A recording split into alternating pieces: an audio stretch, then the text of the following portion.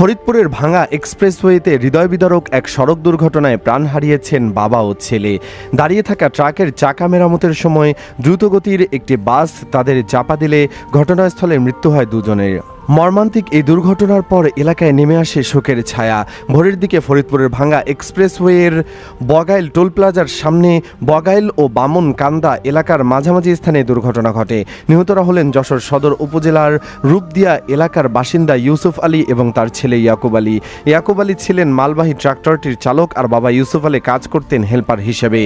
জীবিকার তাগিদে প্রতিদিনের মতো সড়কে নেমেছিলেন তারা, কিন্তু সেই যাত্রায় হয়ে দাঁড়ায় জীবনের শেষ পথ চলা। পুলিশ জানায়, ঢাকা থেকে ভাঙার দিকে যাচ্ছিল একটি মালবাহী ট্রাক। ভোরের দিকে ট্রাকটি বগাইল টোল প্লাজা এলাকায় পৌঁছালে পেছনের একটি চাকা বিকল হয়ে যায়। পরে রাস্তার একপাশে ট্রাকটি দাঁড় করিয়ে চাকা মেরামতের কাজ শুরু করেন ইয়াকুব ও তার বাবা ইউসুফ আলী। ঠিক সেই সময় পেছন দিক থেকে দ্রুতগতির একটি অজ্ঞাত বাস এসে তাদের চাপা দেয়।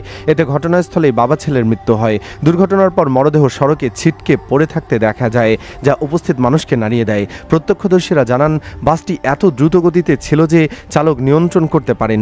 দুর্ঘটনার পরপরই বাসটি না থেমে দ্রুত ঘটনাস্থল ত্যাগ করে। পরে খবর পেয়ে শিবচর হাইওয়ে পুলিশ ঘটনাস্থলে পৌঁছে মরদেহ উদ্ধার করে। একই সঙ্গে দুর্ঘটনা কবলিত ট্রাকটি জব্দ করায় থানায় নিয়ে যাওয়া হয়। শিবচর হাইওয়ে থানার সার্জেন্ট মোহাম্মদ শাহাদাত হোসেন বলেন, ট্রাকের চাকা মেরামতের সময় এই দুর্ঘটনা ঘটে। ঘাতক বাসটিকে শনাক্ত করে আটকের চেষ্টা চলছে। ভাঙা হাইওয়ে থানার ওসি মোহাম্মদ হেলাল উদ্দিন জানান, ঘটনাটি অত্যন্ত মর্মান্তিক এবং এ বিষয়ে আইনগত ব্যবস্থা প্রক্রিয়াধীন। একই পরিবারের বাবা ও ছেলের এমন করুণ মৃত্যুতে তাদের গ্রামের বাড়িতে শোকের মাতম চলছে। স্বজনদের আহাজারিতে ভারী হয়ে উঠেছে পুরো এলাকা। দর্শক, ড্রাইভারের ভুলের কারণে এইভাবে অকালে প্রাণ হারাচ্ছে মানুষ। ড্রাইভারের কী ধরনের শাস্তি হওয়া উচিত বলে আপনি মনে করেন? ভিডিওটি ভালো লাগলে লাইক ও শেয়ার করুন। ধন্যবাদ।